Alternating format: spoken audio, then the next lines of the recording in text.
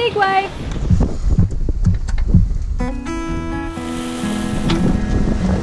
Numerous coral heads, Elayna. This water is incredibly blue. Worst case scenario has happened. We have just ran aground. I knew it was shallow. When the sky falls down, crashes to the ground, I know you will be lying next to me. Last time here on the Vagabonde, we arrived in the Dominican Republic and had a blast checking in and out of the country on the same day. We've just been absolutely bent over. We met a guy called Dennis and he took us on his dirt bikes for a quick spin through the outback so we could get a feel of the place before we would set the sails again that afternoon. And I wanna go home. We also left our pal Stefan here because he was flying back to Germany. Goodbye, La Vagabonde YouTube channel people. Then we untied the lines for an overnight sail up to our next destination.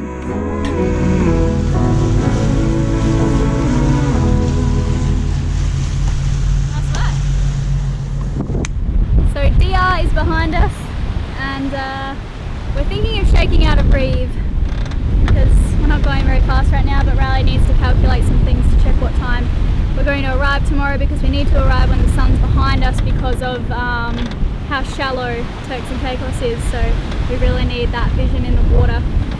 And the waves are disturbingly large right now. It's pretty sad saying goodbye to Shukran. Wow! Big wave! Big wave. Jeez. Yeah, Stefan was just such an amazing help on board and he's just a really, really good kid. So thank you, Stefan, for joining us. We love you very much. Yeah. Is he? Yeah. I feel like And we're in... We love you, Stefan. I know we'll see you soon, I'm sure. So that is the Dominican Republic. That is Turks and Caicos, and the wind is coming from there. Now I thought it was going to be stronger, which would mean that with the current sail plan we'd be able to head downwind at a reasonable clip, and then we could either wind the head sail in or do something like that to have very calm conditions, because I'm sick of staying awake all night. I would obviously maintain a vigilant watch, but I wouldn't be having to keep such a close eye on the instruments and all that sort of stuff. Because the wind's not as strong, we're going to throw up some more sail so that we can head downwind more, have the waves, instead of hitting us on a beam, hitting us sort of back here, and still be going at fast.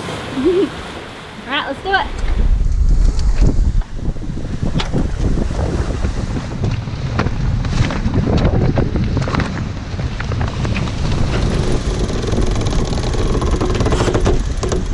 Yep. So we were only in the Dominican Republic in that one anchorage, which is called what? What was that anchorage called, Russ? Luperon.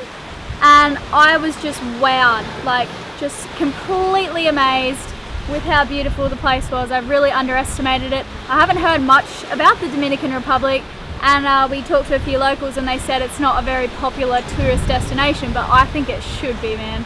Like, it's cheap, I've never seen so many beautiful animals and trees, and just the people are genuinely nice. Like, everyone waves at you and they're actually really happy to see you. It's not just like a hi, like tourist. So we're really hoping to convince Riley's dad and their friends to come back here with us. So we might go up to Turks and Caicos and stay there for a few days, and maybe sail back here, because I heard there's a bunch of waterfalls which I'd really love to check out. Really, really good vibe there. I highly recommend going to the Dominican Republic. What's up, madam? We'll complain. Woo, madam, fella, woman. Hee-hee. How's it going? What's up? I don't know what that is. The weather's made Riley and I in a very strange mood. We just got like a squall over here. It's a squall! Hopefully we miss it, but like the boat's been carrying on like a pork chop because the wind's been doing weird things, and we still don't have a correct wind direction reading. Not that that even helps right now because I'm sailing via the force. And the sky's beautiful, like very good to watch right now. There's heaps of different levels of clouds. They're moving real quick. Some moving faster than others. Yep, in different directions.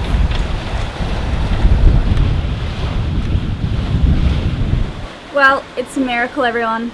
I managed to get to sleep on the first half of the night. So from like, I can't remember what time I went to bed, I think it was like 9 or something, until 1. So it is the first time this has happened on the first night sailing. So to celebrate, I've decided to make us some fried bananas. And all I did today was exercise in the morning and stay in the sun all day. So that worked. I'm very proud of myself. Are you proud of me? I couldn't be prouder, Elayna. Thank you.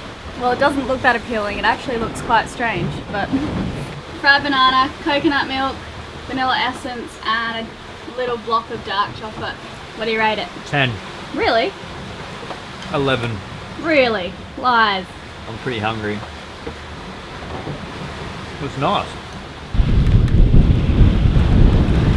So Riley and I were just talking about how the shorter sails seem to be the harder ones. Like this sail, an overnight sail from one country to another, there's just so much more you have to pay attention to on a night like tonight. Like there's traffic in this channel, there's shoals, there's reefs. Being out in the middle of the Atlantic Ocean, you're just so much freer. Like the chances of you seeing another ship are just so slim. Like I think in all the bigger crossings that we've done, I think it was on the Pacific crossing, we only saw one ship in the whole of 21 days. So yeah, on a little crossing like this, you got to stay much more vigilant. So we've done one jibe and we'll do another one tomorrow morning.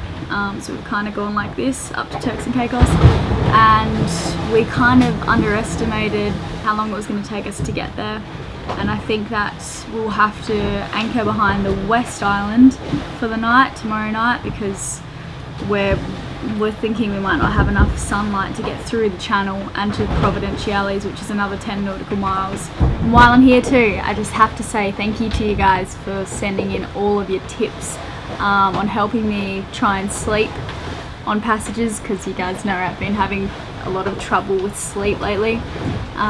So thank you so much. I had so many like really helpful tips and I did experiment with a few of them. But yeah, I have to admit that I think the best thing for me is like a very large workout and sunshine, because it's, yeah, like I said, it's the first time I've been able to sleep on the first half of the night, on the first night of a crossing in history. It's a day to remember. I really hope I can do it again. But yeah, thank you guys.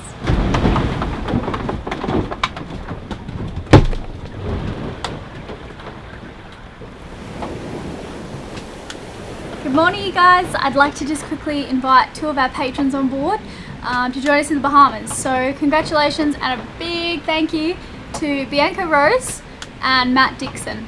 We love you guys. None of this would be possible without you, so cheers. We really hope we can meet you and show you a good time. What's going on? I've been beaten. The winds were different than forecast and we've had to smash on both engines so that we can get to Providenciales tonight to meet Dad. Caicos is surrounded by reef, which means that you can't really navigate through there during dusk and dawn, or certainly with the sun in your eyes, because of all of the surrounding coral heads. Once you're in the thick of the atoll, once you've entered it, you really have to be paying attention. We will originally have to go the whole way around and then anchor on the edge and meet Dad probably tomorrow morning.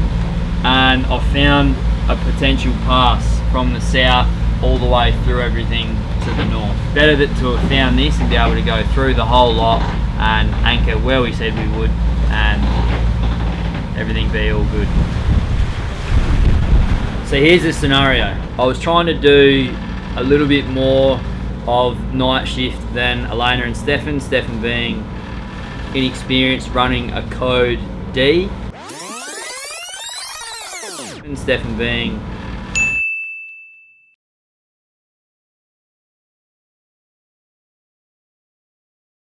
because we had just arrived in the Dominican Republic from Sombrero, I was quite tired. I was exhausted actually. We were there for about 30 hours, of which I slept for 16, rode a motorbike for the rest, and if I wasn't doing that, I was checking in or out of the Dominican Republic. Now what happened was last night I set 2 alarms because I was getting extraordinarily fatigued, lay down and fell asleep but didn't wake up again. Both alarms went off and I was just completely out of it. Normally I wouldn't do that around reefs and stuff, but yeah, just completely exhausted.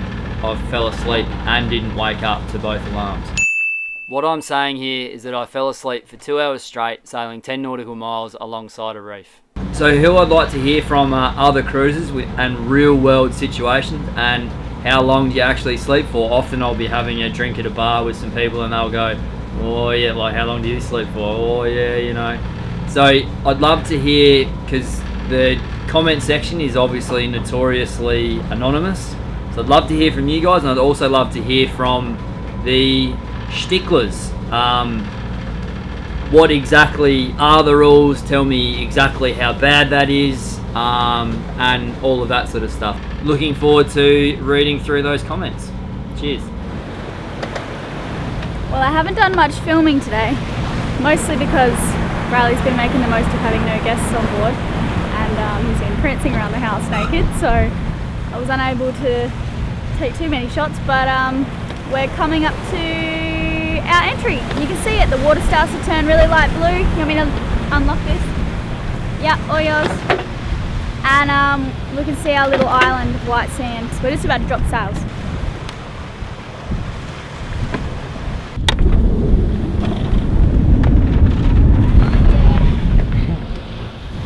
This water is incredibly blue.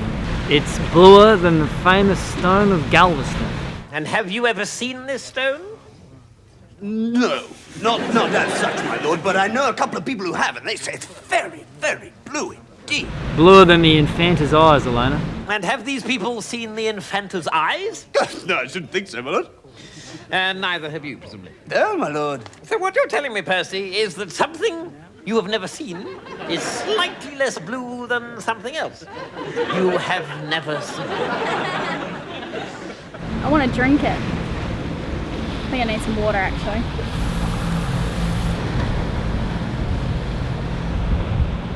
Numerous coral heads, Elayna.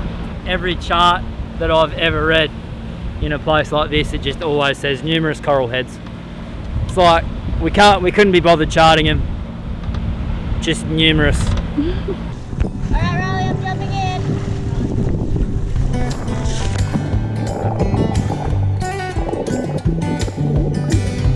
Wednesday night and your best friend. There's a glow go above your breast. Try your best to try and seem happy. The water is so nice and blue. Since you do best of what you made. Soul and bluff for a royal fate. Well, Vagabonde, go ahead to call radio. The MMSI number is STF. How long give it time? Don't know how to change. Oh no, look outside. You might just realize. A portside marker had been washed away in a storm. The channel is so unbelievably narrow. We only drifted a few meters off course before we landed on this sandbank. Alright, so worst case scenario has happened. We have just ran aground, so we're not moving. We're on a big sandbank right now. I heard a scrape on the bottom, which I didn't like the sound of. So Riley's just hopped in the dinghy and he's going into the marina to help find someone. And we're drifting at a very slow pace towards the rocks over here. So I'm freaking out. I'm really freaking out. I knew it was shallow.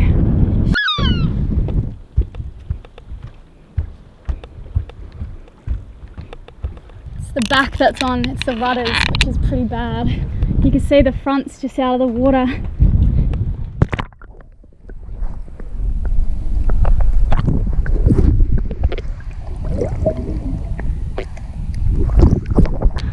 I just dunked my head in the water and I can't see anything, the water's so murky.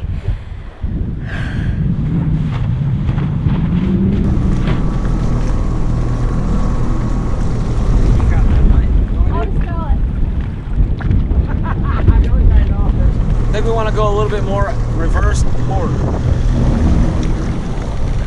Thank you very much.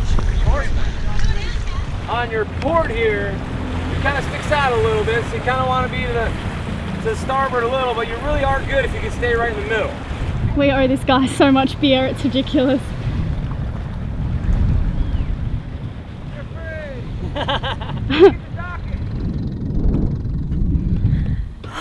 Heart is still beating about 1,000 miles an hour. We just made it into the marina and tied off to these concrete blocks, and Riley had a bit of an accident. What happened? I fell down the hole. I opened the hatch up and grabbed a rope out. Troy will laugh at this, Daniel, because he was always telling me to put him down, and he was right. And then yeah, I fell down the hole, and it's pretty freaking bad. Oh. No doubt I'll get bitten by a shark next time I go freediving, pants. Next week, all the King's horses and all the King's men put Riley back together again, before we're greeted by our Australian family. Hello, it's Anthony Rosswhite and I'm back on board and being put to work immediately. Yeah. And we take on Turks and Caicos. What you get it at for? What you get it at from? Snow glistening on the ledge, whiskey on the bed. Shake it out and light a cigarette. I miss me when